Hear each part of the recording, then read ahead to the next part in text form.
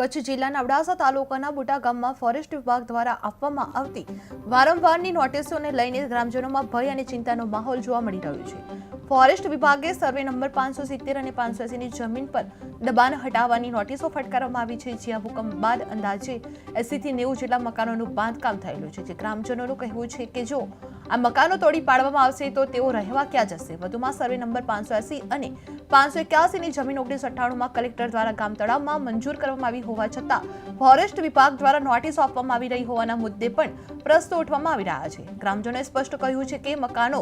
આવેલ જમીન સિવાયની જગ્યા પર દબાણ દૂર કરવામાં આવે તો તેઓ સંપૂર્ણ સહકાર આપશે। જો મકાનો હટાવવામાં આવશે તો આવનારી ચૂંટણીનો બહિષ્કાર કરવાની ચીમકી સરપંચ પ્રતિનિધિ લહેરીભાઈ ભાનુશાલીએ આપ્યો હતો। ગામનો સરપંચ પ્રતિનિધિ લહેરી ભાનુશાલી અમારા ગામને 9મા મહિનાથી ફોરેસ્ટ ખાતાવાળાની જે નોટિસો આવેલ હતી એના અનુસંધાને અમે કલેક્ટર સાહેબ, ડીડીઓ સાહેબ તેમજ જે તે કચેરીઓને લગતા વળગતાઓને બધાને અમે જાણ કરેલી હતી કે અમને જે નોટિસ આપવામાં આવેલ હતી એનામાં સર્વે નંબર 570 અને 580 એ પણ ફોરેસ્ટ ખાતાએ એમ કીધું કે ફોરેસ્ટ ખાતા હેઠળ આવે છે, એટલે એના ઉપર જેનું પણ દબાણ હોય તો એના આધાર પુરાવો રજૂ કરવા। અમારી ગામ લોકોની એક જ રજૂઆત છે કે જે 570 અને 580 સર્વે નંબરવાળી જમીન છે એના ઉપર ભૂકંપથી પહેલાં જ્યારે અમારા ગામમાં વસાહત માટે જમીન નહોતી ત્યારે માણસો ત્યાં મકાનો બાંધી અને રહેવા ગયેલ હતા, અને 1978ની નોંધના આધારે જે ફોરેસ્ટ ખાતાવાળાએ અમને અત્યારે 2025માં નોટિસ આપી છે, જેની સમગ્ર ગ્રામજનોને પણ જાણ નહોતી કે અહીંયા ફોરેસ્ટ ખાતું આવેલ છે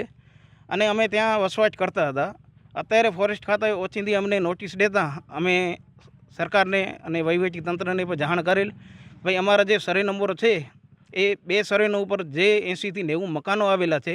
એ મકાનો અમારે રહી જાય, અને અમે જે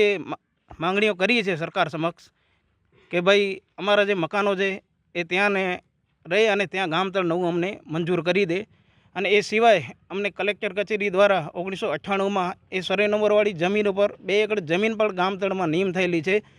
તો એ જમીન ગામતળમાં નીમ કરી અમને કાયદેસરની જમીન ઉપર અમને DLR ઓફિસ દ્વારા માપણી કરી અને ગામતળ નીમ કરવામાં આવે અને અમે પ્લોટ ફાળવણી કરી શકીએ। અમારી એટલી સરકાર સમક્ષ રજૂઆત છે કે અમારા જે ગામતળના જે મકાનો છે એ સર્વે નંબર ઉપર એને હટાવવામાં ન આવે, અને જો વહીવટી તંત્ર